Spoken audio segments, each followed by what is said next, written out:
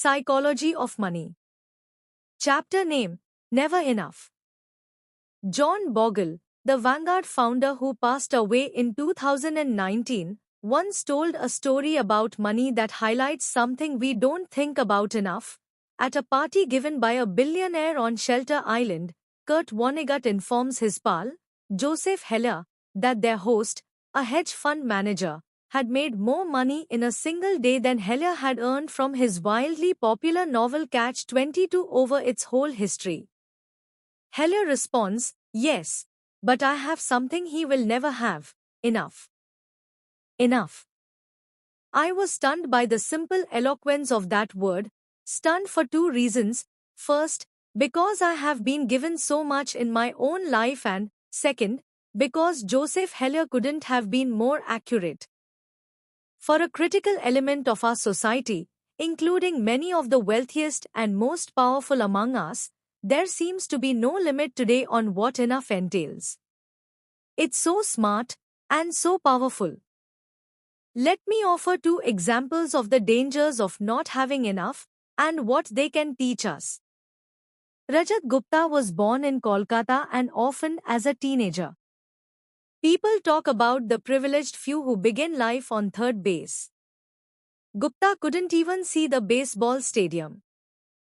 What he went on to achieve from those beginnings was simply phenomenal. By his mid-40s, Gupta was CEO of McKinsey, the world's most prestigious consulting firm. He retired in 2007 to take on roles with the United Nations and the World Economic Forum. He partnered on philanthropic work with Bill Gates. He sat on the board of directors of 5 public companies. From the slums of Kolkata, Gupta had quite literally become one of the most successful businessmen alive. With his success came enormous wealth. By 2008, Gupta was reportedly worth $100 million. It's an unfathomable sum of money to most. A 5% annual return on that much money generates almost $600 an hour, 24 hours a day. He could have done anything he wanted in life. And what he wanted, by all accounts, wasn't to be a mere centimillionaire. Rajat Gupta wanted to be a billionaire. And he wanted it badly. Gupta sat on the board of directors of Goldman Sachs, which surrounded him with some of the wealthiest investors in the world. One investor, citing the paydays of private equity tycoons, described Gupta like this: "I think he wants to be in that circle." That's a billionaire circle, right? Goldman is like the hundreds of millions circle, right? Right. So Gupta found a lucrative side hustle. In 2008, as Goldman Sachs stared at the wrath of the financial crisis, Warren Buffett planned to invest $5 billion into the bank to help it survive. As a Goldman board member, Gupta learned of this transaction before the public. It was valuable information. Goldman's survival was in doubt, and Buffett's backing would surely send its stock soaring. 16 seconds after learning of the pending deal, Gupta, who was dialed into the Goldman board meeting, hung up the phone and called a hedge fund manager named Raj Rajaratnam. The call wasn't recorded, but Rajaratnam immediately bought 175,000 shares of Goldman Sachs, so you can guess what was discussed. The Buffett-Goldman deal was announced to the public hours later. Goldman stock surged. Rajaratnam made a quick $1 million. That was just one example of an alleged trend. The SEC claims Gupta's insider tips led to $17 million in profits. It was easy money. And, for prosecutors, it was an even easier case. Gupta and Rajaratnam both went to prison for insider trading, their careers and reputations irrevocably ruined. Now consider Bernie Madoff. His crime is well known. Madoff is the most notorious Ponzi schemer since Charles Ponzi himself.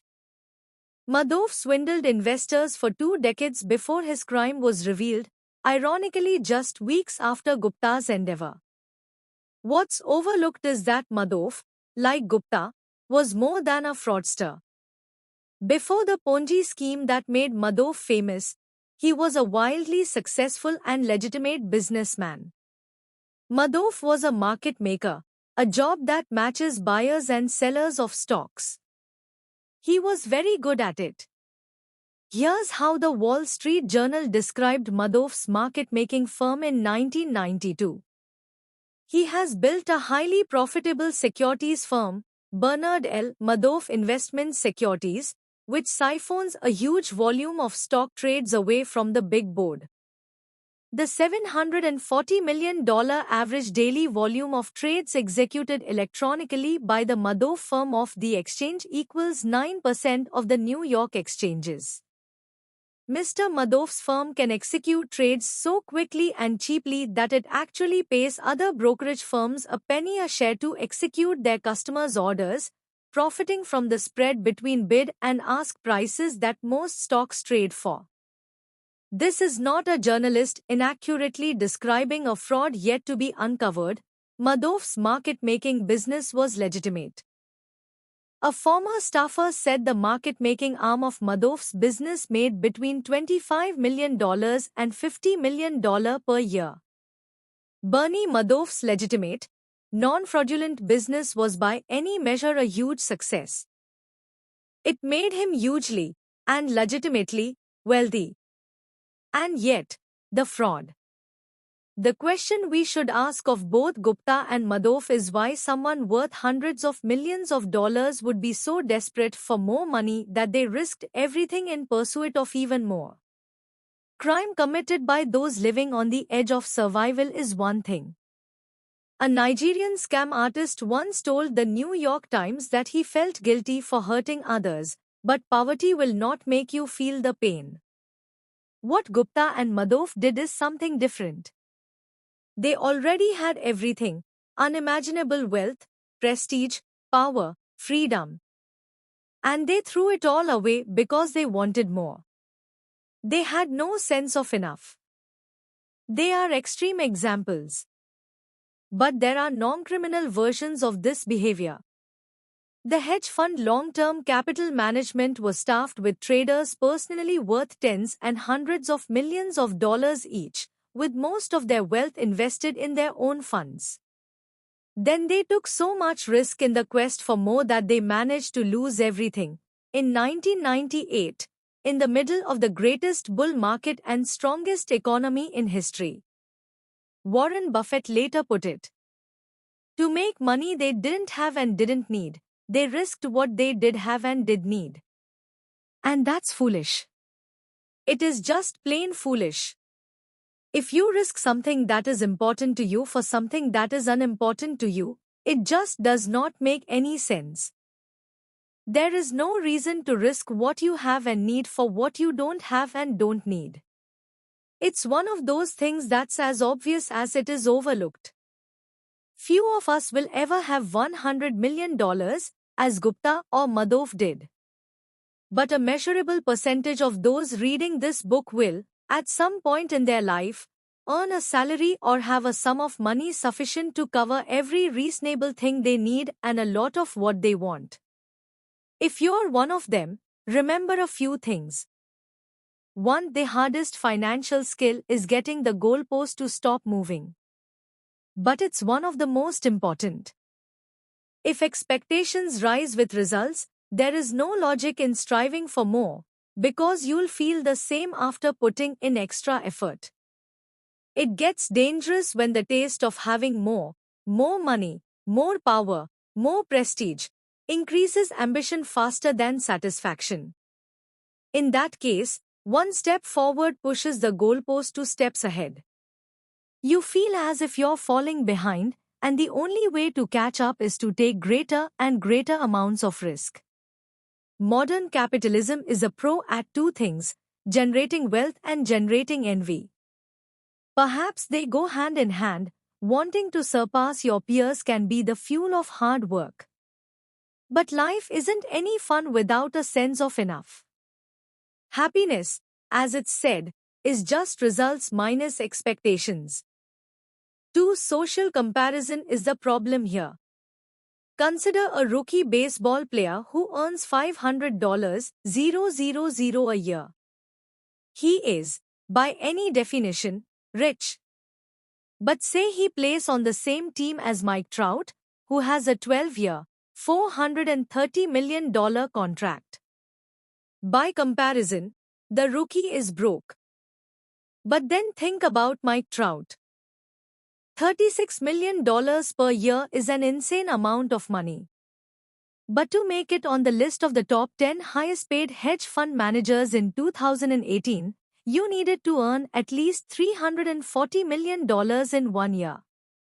That's who people like Trout might compare their incomes to.